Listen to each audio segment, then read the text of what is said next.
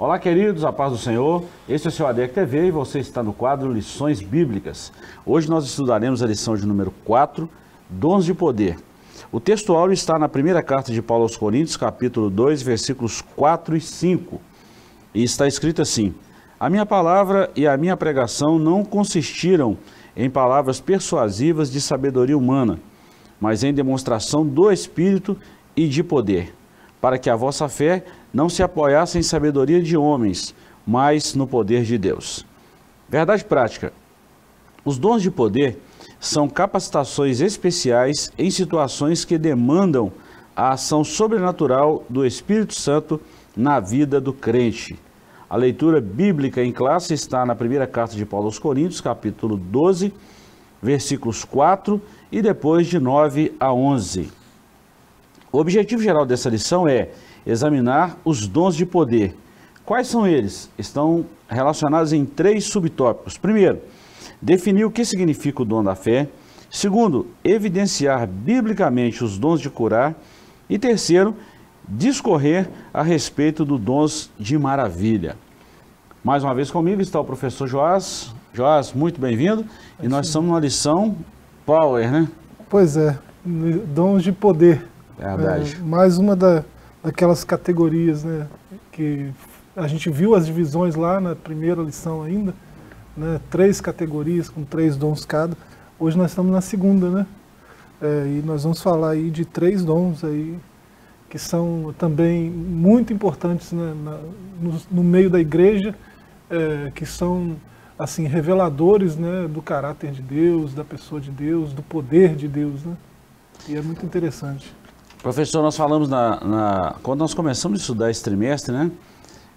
De novo nós vamos bater nessa tecla que a separação desses dons é de uma forma pedagógica, né? Não quer dizer que tem essa separação na Bíblia. A gente vê os 9 dons ali de 1 Coríntios 12, né? Tem outros que nós já estudamos também, não se restringe aos 9, mas a gente está falando dessa categoria dos 9 dons aqui de 1 Coríntios 12, exatamente de uma forma pedagógica que nós estamos ensinando. Sim, nós já falamos de 3, né? A categoria proposta é dons de revelação, né? Nós falamos de 3 na aula passada, hoje falaremos de mais 3. São muito os dons de poder, né? Dom da fé, o dom de cura e o dom de operação de maravilhas. Muito bom. Então nós vamos estudar 3 capítulos, professor. Você já acabou de nominar esses 3 capítulos aí e nós vamos na nossa introdução. O ministério terreno de Jesus foi marcado por inúmeros milagres, principalmente curas. A história eclesiástica comprova que a igreja do primeiro século também operou maravilhas no poder do Espírito Santo. Entre os primeiros cristãos, sobejavam os dons de poder. Se Jesus não mudou e os dons espirituais são para a igreja de hoje, por que atualmente não vemos as manifestações dos dons de poder em nosso ambiente com mais frequência? Será falta de conhecimento a respeito do assunto? Ou será por causa do mau uso que alguns fazem das dádivas divinas? Nessa lição, estudaremos a respeito dos dons de poder. Veremos como eles são necessários à vida da igreja.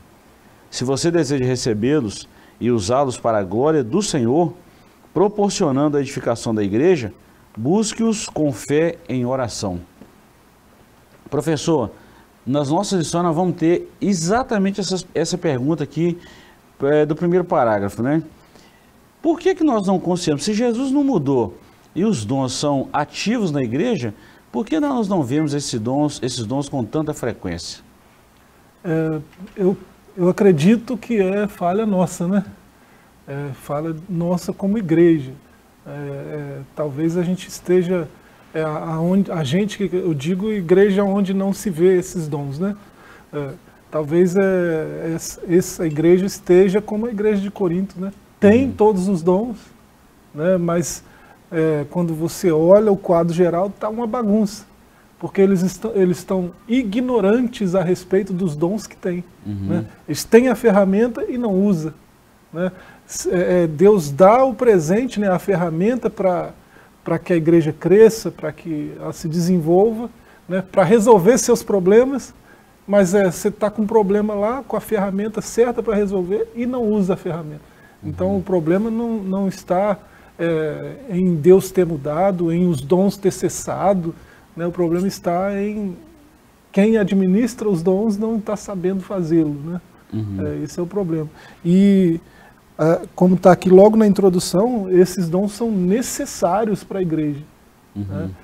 São necessários para a igreja. A gente entende que Deus ainda dá esses dons hoje para a igreja e dá para cada um, né? Como está escrito aqui no texto de Coríntios. Então a gente precisa estar atento para identificá-los, não ficar ignorantes quanto a eles, né? E colocá-los em exercício, né? Em atividade. Professor, uma coisa que a gente viu muito, que está batendo aí desde a primeira lição, que esses dons espirituais, eles não são para nós mesmos. Sim. Eles operam em função do próximo. Será que uma das causas também que nós poderíamos até aumentar essas perguntas aqui, né? Será que os que são usados nesse dom muitas vezes não buscam uma glória própria e por isso, em alguns momentos, isso tem cessado ou tem diminuído?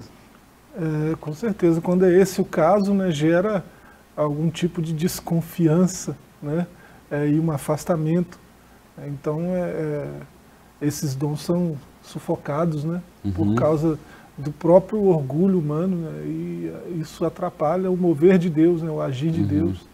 Né, aquilo que Deus quer fazer, a gente acaba atrapalhando às vezes. Né? Verdade, verdade. Professor, então nós vamos classificar aí, né, ou estudar esses 3 tópicos aí. O primeiro capítulo, o dom da fé, nós já demos uma introdução aí, nós já mostramos aqui, viemos, e nós estamos falando desses dons de operação de maravilhas, né, esses dons de poder. E nós vamos destrinchar aí esses 3 aí no tempo que nós temos aí.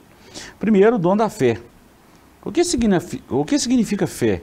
Na Epístola aos Hebreus, demos que a fé é o firme fundamento das coisas que se esperam e a prova das coisas que não se veem. Hebreus 11:1.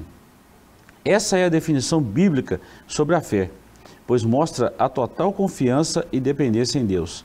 Aprendemos com o texto do capítulo 11 de Hebreus, conhecido como a galeria dos heróis da fé, que Deus é poderoso para fazer todas as coisas, sendo a nossa fé em Deus fundamental para as operações divinas entre os homens. Bom, professor, nós vamos estudar aqui primeiro a definição, o conceito de fé, e depois nós vamos ver mais em 2 tópicos aqui, a fé como um dom e depois o exemplo bíblico do dom da fé. Nós temos aí alguns exemplos, algumas outras modalidades onde a fé opera, né?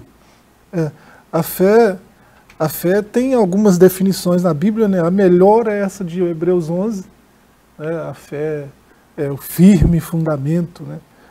Das coisas que se esperam e a prova das coisas que não se veem, que não são vistas. Em Romanos 10:17, tem uma passagem interessante sobre a fé, né, que diz que a fé é pelo ouvir e o ouvir pela palavra de Deus. Esse verso de Romanos 10 nos dá também uma definição de fé para bons leitores, né, para quem lê e entende. Tem uma definição ali de fé muito boa. Ele dá a origem dela, né? Ela vem pela palavra, né? Ela vem pelo ouvir, e o ouvir vem pela palavra. Então, o material do qual a fé é feita é a palavra de Deus. Né? Esse é o material bruto da fé. Né? A fé, ela é construída pela palavra de Deus. Né? Ela é feita de palavra de Deus e é construída pelo ouvir a palavra de Deus. Né? Então, quando o apóstolo diz a fé é pelo ouvir, né, e o ouvir pela palavra, ele está dando uma definição também de fé. Né? Ele está dizendo da onde ela vem e do que ela é feita. Né? Ela vem do ouvir, e esse ouvir aí, né, se você cavar mais fundo, é ouvir ativamente, né? Entender, prestar atenção no que você está ouvindo, entender o que você está ouvindo e obedecer aquilo. Isso tudo está na origem do ouvir ali, né? E esse ouvir, ele vem pela palavra, é a palavra de Deus. Né? Então você tem a origem da fé e o material do qual ela é feita, num versículo só. Muito então, bom. Essa fé aqui que a gente está falando aqui, né, dando significado, é esse tipo de fé aí. E o bom é que Jesus já advertiu sobre isso também, né? Examinais as Escrituras, porque cuidais ter nelas a vida eterna e são elas que testificam de mim. A Escritura. E Paulo, né, está escrito, a Escritura. E Paulo advertiu novamente nesse Romanos 10:17. Mas nós vemos aí, professor, a definição, o conceito de fé. Agora nós vamos falar um pouquinho sobre a fé como um dom, né, que é o tópico 2º aí do 1º capítulo. É distinta daquela que recebemos por ocasião da nossa conversão, a fé salvífica. Igualmente se distingue da fé evidenciada como fruto do Espírito. O dom da fé é a capacidade que o Espírito Santo concede ao crente para este realizar coisas que transcendem a esfera natural da vida, objetivando sempre a edificação da igreja. De acordo com o teólogo Stanley Orton, esse dom é uma fé milagrosa para uma situação ou oportunidade especial. Bom, nós já temos uma definição da fé e desse dom da fé. Nós vemos aí que a fé opera em nós, tem a fé natural, a fé salvífica, né, que é a fé que nós ouvimos, recebemos a palavra de Deus.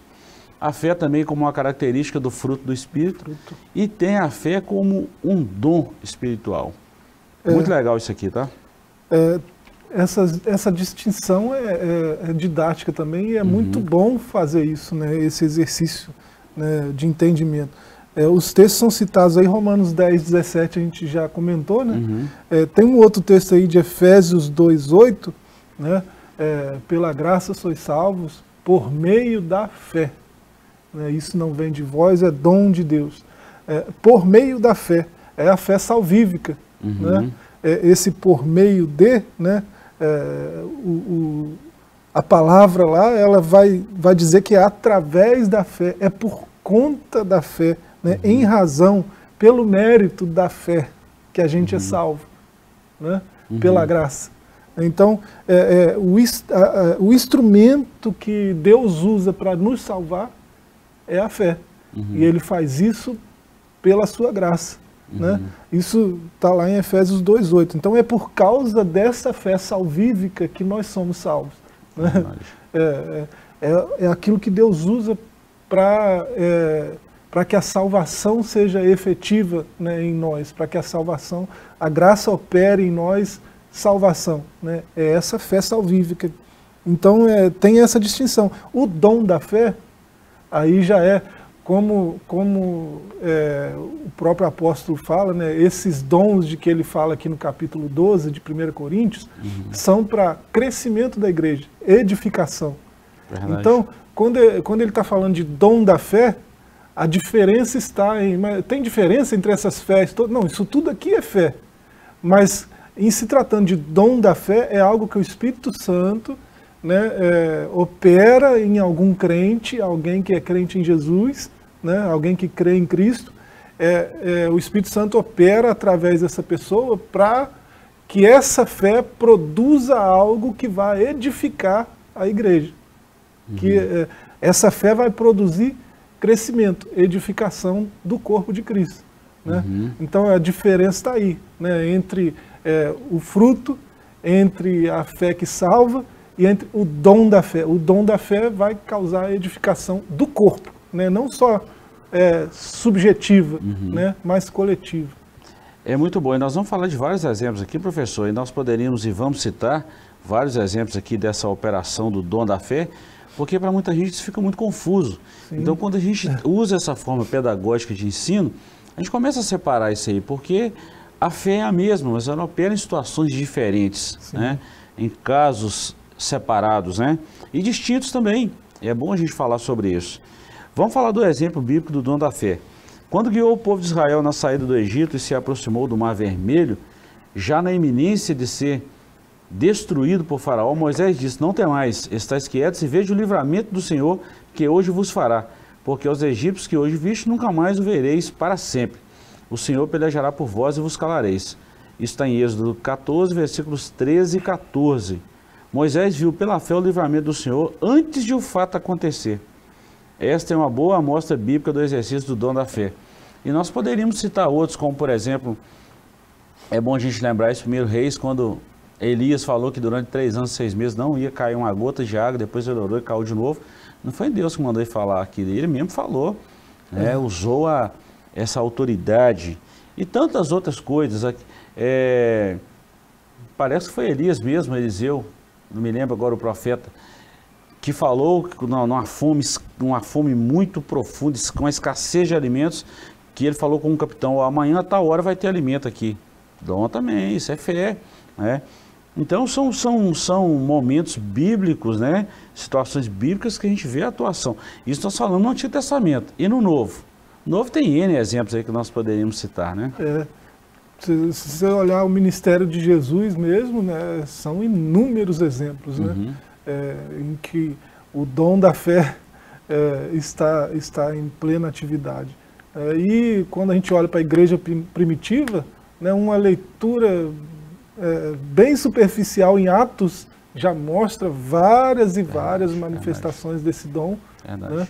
E é sempre uma coisa que a gente olha que é característica desse dom da fé, né? Quem está exercitando o dom sempre está numa posição de receber, né? Numa posição passiva ao presente de Deus, né? E essa pessoa que recebe, não só ela recebe, mas quem está em volta, né, acaba recebendo aquele presente de Deus, aquele livramento, aquele milagre, né, por causa do exercício do dom da fé. Então ele traz edificação para o corpo, né? Por isso que é dom da fé, por isso que está nessa categoria de dons que Paulo cita, que são todos para a edificação do corpo. Eu gosto muito dessa revista do professor, né? Aqui no tópico 1 tem a síntese do tópico 1 e diz assim: o Espírito Santo concede aos crentes o dom da fé para que ele possa realizar coisas que transcendem a esfera natural, visando a edificação da igreja. Né? Olha que coisa extraordinária. Por exemplo, uma visão missionária de enviar alguém para edificar, isso serve para edificar a igreja? Claro que serve, isso vai abençoar vidas e mais vidas, isso vai trazer crescimento, né? Isso vai trazer crescimento ao corpo, isso vai ampliar, isso cria uma amplitude do reino de Deus e mais uma série de coisas, professor. Hoje, por exemplo, em pleno século XXI, a igreja está usando esse dom muito, principalmente nessa onda de pandemia. Nós não temos orado para Jesus curar e Jesus não tem curado. Então nós usamos primeiro o dom da fé e o dom de cura também. A gente tem visto, né? Tem visto, nós somos testemunha dessa manifestação, né? São tantas coisas, professor, que nós poderíamos falar dentro só desse primeiro tópico aqui, desse primeiro capítulo do dom da fé, que nós esgotaríamos o tempo todo aqui, né? Pois é. Eu lembro de um fato bem parecido com esse de Moisés, né, no Novo Testamento. Eu não vou saber citar a fonte agora, né? Eu sei que está em Atos, uma das viagens de Paulo, né? Ele vê o livramento daqueles que estão no barco, né? Na viagem. Ele está prisioneiro num barco, indo para Roma, se não me engano. Sim. Né? E ele sabe que Deus vai poupar a vida de todos, e ele fala isso com o comandante do navio. Eles não dão muito crédito porque ele fala, mas depois acaba se cumprindo, né? Acaba perdendo carga e tudo mais, mas a vida de todos é poupada, né? Eles vão parar numa ilha. Depois a gente vê mais maravilhas acontecendo, né? Uma víbora mortífera pica Paulo e ele continua fazendo o que estava fazendo, como se nada tivesse acontecido. Os homens acham que ele é um Deus que desceu na terra, né? Coisas desse tipo. Então, uma leitura de Atos, a gente vê bastante desses dons aqui, né, em plena atividade. Né? Bom, nesse mesmo episódio que ele para na ilha de Malta, isso, Malta, né, ele cura um chefe daquela ilha, né? O Jesus, não é ele, né? Ele ora e Jesus cura o chefe daquela ilha lá, né, o ancião. E a gente vê muita maravilha nos livros, nesses capítulos, 28 capítulos de Atos dos Apóstolos. Professor, algum destaque aí sobre esse dom da fé, esse dom espiritual aí da fé? Nós já falamos aqui o conceito da fé, falamos a fé como um dom, né?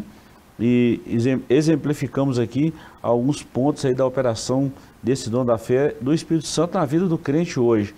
E nós encerramos falando o seguinte, que quem quer, né? Se você deseja receber esse dom para a glória do nome do Senhor, a gente deve buscar isso aí com muita fé e em oração. Pois é, aquela fé que todo regenerado por Cristo tem, né, deve ser exercitada para pedir esse dom da fé, né, que vai mover o mundo sobrenatural, né, além do que a gente vê naturalmente, né, vai mover em favor da igreja. Muito bom. Vou repetir de novo, você que está em casa, esse livro de Atos dos Apóstolos é repleto desses sinais, dessas grandes operações, desses dons. E existem algumas linhas teológicas hoje que não acreditam na atualidade desses dons espirituais. Mas nós falamos pela Bíblia, pela Palavra de Deus e até mesmo pelo próprio Espírito que esses dons estão em plena evidência. E nós devemos buscar, né, professor? Sim. É um dever nosso buscar esse dom. Sim, Esses dons, né? Esses dons de poder, né, a categoria que a gente está vendo hoje, eles são assim, necessários da igreja porque são uma manifestação visível, né, do mover de Deus, da presença de Deus. Né, e aqueles mais incrédulos, eles passam a crer quando veem esses dons em operação. Né? É impossível não crer. Quando você vê um coxo de nascença andar, né? A perna ficar normal e ele andar. Quando você vê um cego de nascença enxergar, né? Quando você vê Deus movendo numa comunidade coisas sobrenaturais através da fé, né? E quando você vê morto ressuscitar, então, já pensou? Né? Esses dons são prova viva, né? Não, são incontestáveis provas, né, do mover de Deus, né, no meio do seu povo. Glória a Deus por isso. Antes da gente ir para o segundo capítulo, professor, nós vamos falar sobre os dons de curar, nós vamos para um breve intervalo, voltamos já já, não saia daí.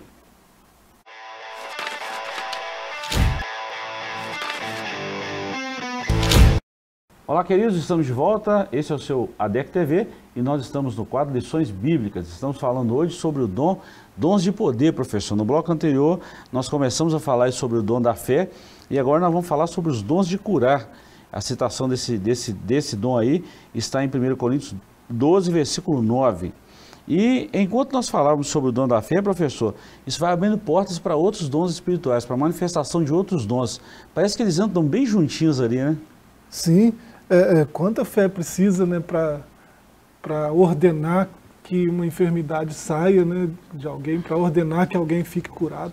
Né? Então, os dons parecem trabalhar em conjunto, né, porque tem a mesma fonte, né, vem do mesmo Espírito. E é interessante que são dons, né, dons de curar. Né, talvez pela diversidade de enfermidades que existe, né, seja necessário uma diversidade de dons para curar também. Verdade. Né? É o único dom que está no plural, né? Pois é. A indicação é que eles são dons para curar qualquer tipo de enfermidade. São inúmeras, né? Surge um monte aí a cada dia. Né? E o Espírito Santo capacita a igreja, né, com esses dons para curar, seja qual for a enfermidade que vier pela frente. Eu vou falar um episódio que aconteceu há um tempo, e eu estava nesse culto, que alguém estava muito enfermo, e um determinado pastor estava pregando. E no momento do culto ele falou assim, eu vou orar agora para Jesus curar. E apareceram lá alguns enfermos, ele orou, e houve muita manifestação de Deus, e apareceu uma pessoa que tinha uma enfermidade incurável, coisa assim absurda. E ele perguntou para a pessoa assim, você tem fé para ser curado? E essa pessoa respondeu que não. Foi sincera, né? E ele falou assim, então segundo a minha fé, o Senhor vai te curar. E ele orou e Jesus curou ela. Tremendo. Operação de dois dons ao mesmo tempo.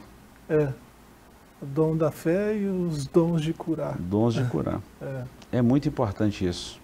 Professor, nós vamos então trabalhar esse dons de curar aqui e nós vamos trabalhar também em 3 subtópicos. Primeiro, o que são os dons de curar. Segundo, a redenção e as curas.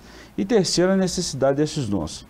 Primeiro, são recursos de caráter sobrenatural para atuarem na cura de qualquer tipo de enfermidade. Por isso a expressão está no plural.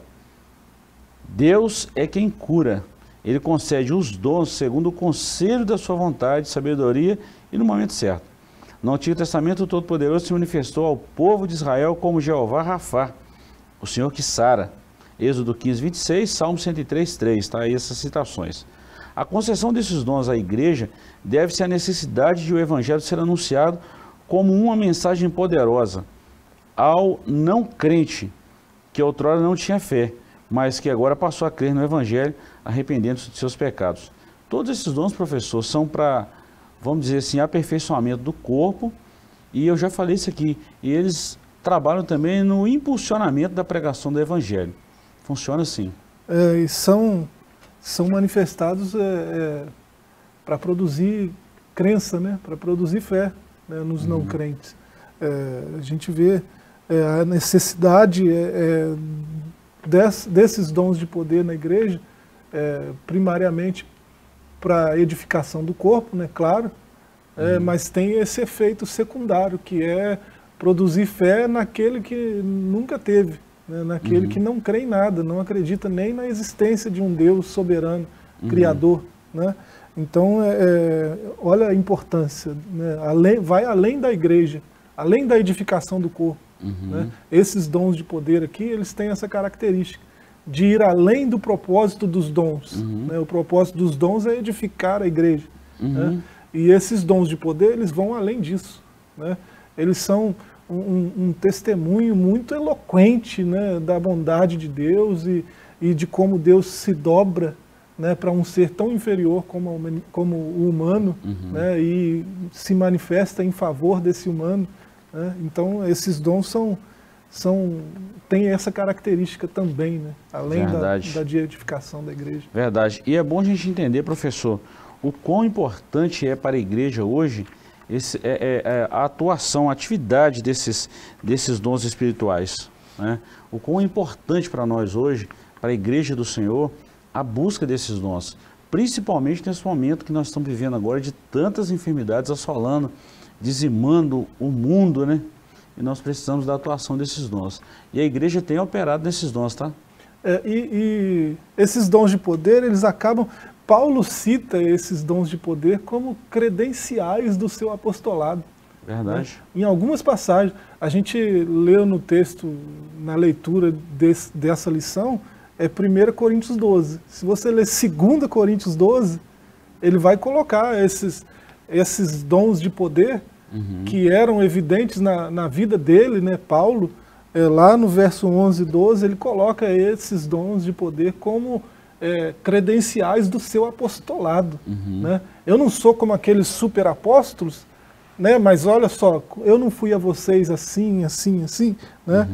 Ele fala, os sinais distintivos de um apostolado foram demonstrados entre vós com grande perseverança, obras extraordinárias, maravilhas e milagres. Né? Dons de poder eram evidentes na vida de Paulo e eram credenciais do seu apostolado. Né? Então, a gente, como igreja de Cristo, precisa buscar essas credenciais também.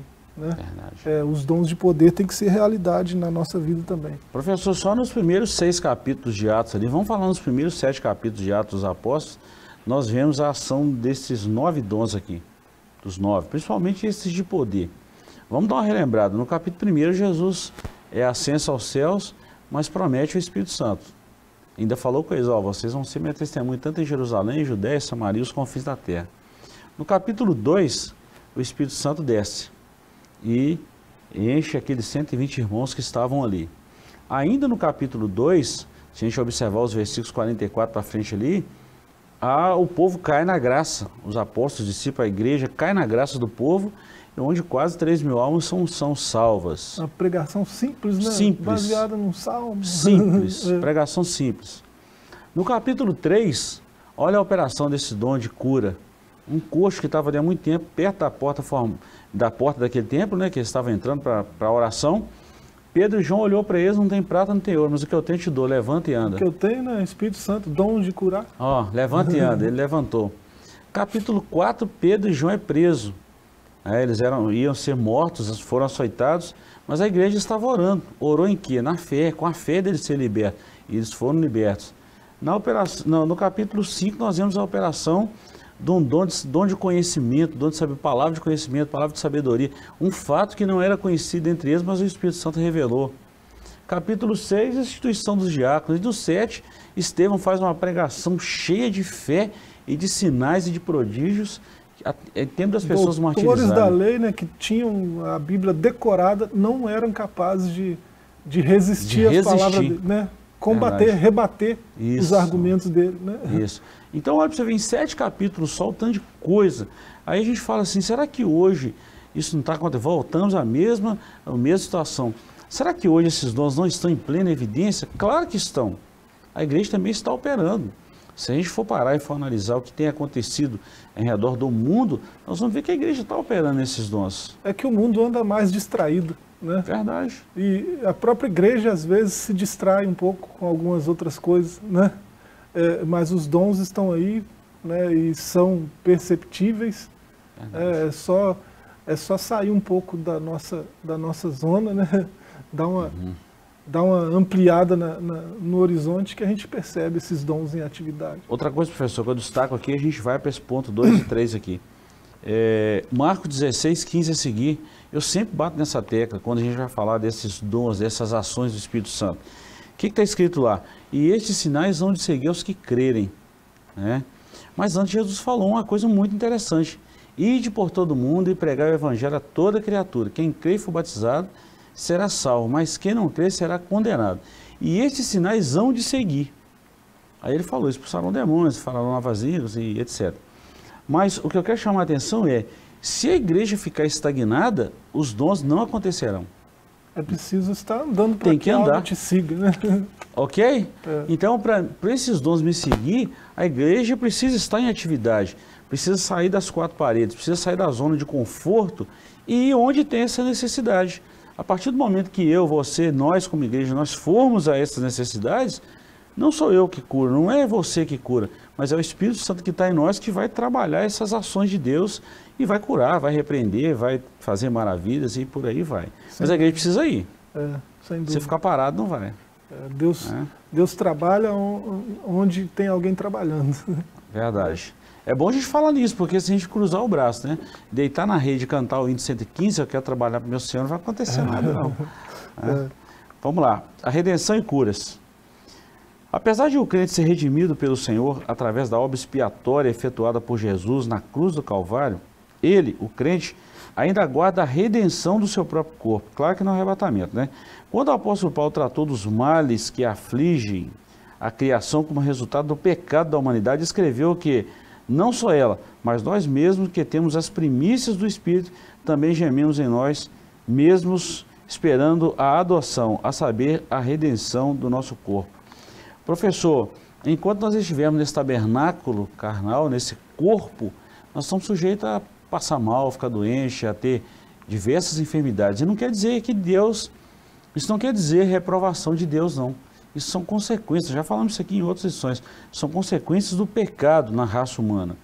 Mas nós também esperamos uma redenção. Eu tenho até amigos que essa manifestação dos dons de poder são muito fortes na vida, né? E já enfrentaram enfermidades e eu tenho um amigo que eu já vi ele enfermo e orando por outras pessoas e outras pessoas sendo curadas, né?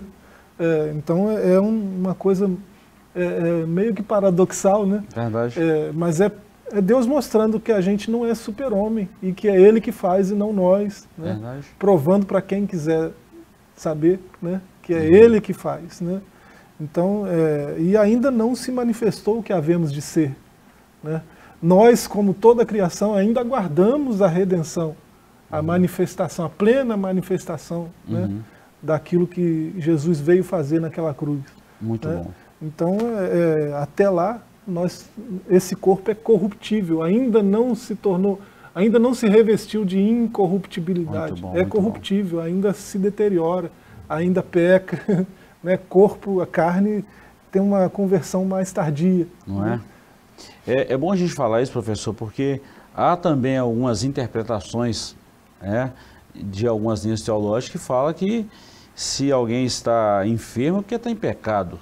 Isso é uma coisa que nós precisamos rebater biblicamente. Não necessariamente.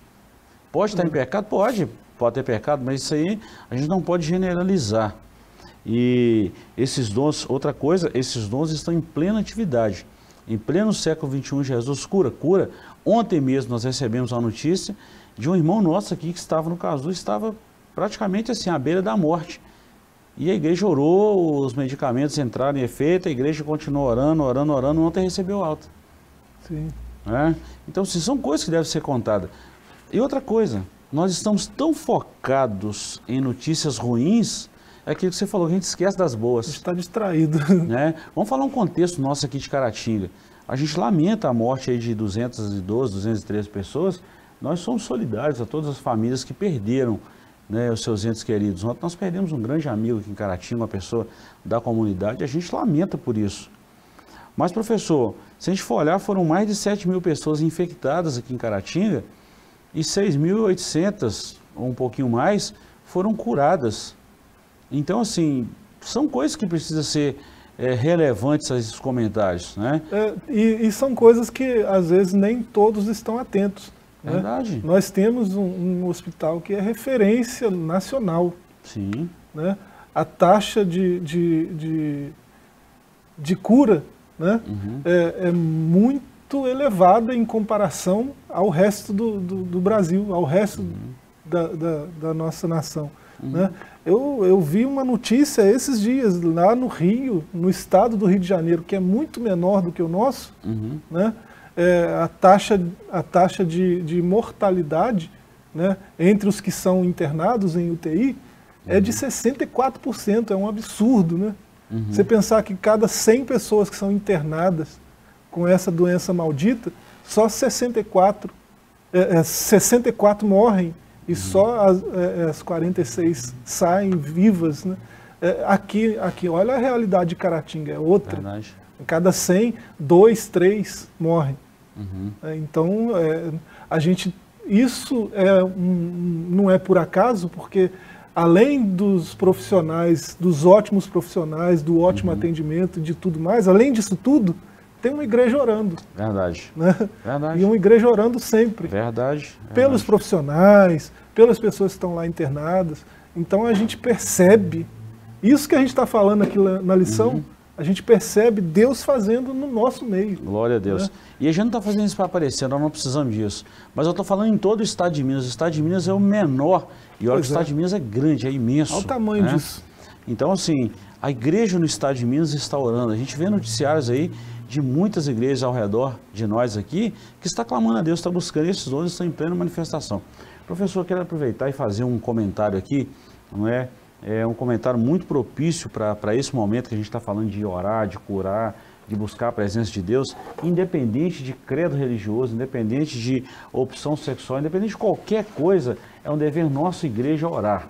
E nós vimos uma matéria recente agora, de um pastor nas Alagoas, que acabou tendo um comentário muito indevido sobre o ator Paulo Gustavo, né? E nós estamos orando, tá? Eu não sei se esse vídeo pode chegar a proporções assim, mas nós estamos orando, é um dever nosso da igreja orar. E a gente está junto nessa aí. Independente de credo religioso, de raça, de opção sexual, independente de qualquer coisa, é um dever da igreja orar. Esse é o verdadeiro evangelho, orar e proclamar libertação, cura, proclamar a palavra de Deus. Né? Nós cremos que assim como Deus curou tantos aqui às nossas vistas, né, pode curar esse ator também. E a gente tem orado. Nós cremos e temos orado por isso. Assim como oramos pelo Agnaldo Timóteo, que é filho dessa terra, oramos por tantos outros. Né? São perdas e a gente lamenta por isso. Mas é um papel da igreja orar e nós fizemos isso e continuaremos a fazer. Muito bom. A necessidade desses dons, professor. Os dons de curar são necessários à igreja da atualidade, no mundo incrédulo em que a medicina se desenvolve rapidamente e o ser humano pensa que pode superar a Deus. A humanidade precisa compreender a sua limitação e convencer-se da sublime realidade de um Deus todo-poderoso que, em sua misericórdia e amor, concede sabedoria a homens e mulheres para multiplicar o conhecimento da medicina visando o bem-estar de todos. Quanto aos dons de curas, são manifestações de poder sobrenatural que o Espírito Santo colocou à disposição da Igreja de Cristo para que a humanidade reconheça que Deus tem o poder de sanar todas as doenças. Então, professor, nós já falamos isso aqui, que os dons estão em plena atividade, que nós estamos orando. E isso aqui é um testemunho vivo que a igreja faz, que a igreja opera, não por ela mesma, mas pelo Espírito Santo que atua nela. Sim, e Deus tem o poder de curar todas as enfermidades. Né? Verdade. E sobre a necessidade, a gente já falou aqui, né, 2 Coríntios 12, né, 11 e 12, Paulo mostra essa necessidade, né, e mostra como credencial do seu apostolado. Em Romanos 15, 19, ele repete, né, pelo poder de sinais e maravilhas e por meio do poder do Espírito Santo. né? De modo que desde Jerusalém e arredores tenho proclamado plenamente o Evangelho de Cristo. O Evangelho pleno, ele é proclamado com poder, com sinais, né? Verdade. E isso é dado pelo Espírito Santo, a gente precisa buscar. E glória a Deus por isso. Professor, nosso tempo está fechando aqui sobre os dons de operação de maravilhas, né, que fecha essa classificação dos dons de poder. Nós temos aqui o dom de operação de maravilhas. Esse dom realiza obras extraordinárias além do poder humano. O dom de operação de maravilhas altera a ordem natural das coisas consideradas impossíveis e impensáveis. Que dom extraordinário é esse, hein? Jesus falou dele lá em João 4,48, né? Verdade. A menos que vejais, né, sinais e maravilhas, não crereis. João 4,48. Então, está nessa mesma categoria por causa disso, dons de poder, né? São manifestações sobrenaturais do Espírito Santo que movem a crença das pessoas, né? Que movem o sobrenatural em favor do crescimento da igreja. Verdade. O segundo e terceiro tópico aqui, professor, fala de exemplos bíblicos e também a distorção desses dons de curar e a operação de maravilha, que tem muito charlatão hoje por aí afora, né? Sim. Que já vi fingimentos aí, cenas montadas, né?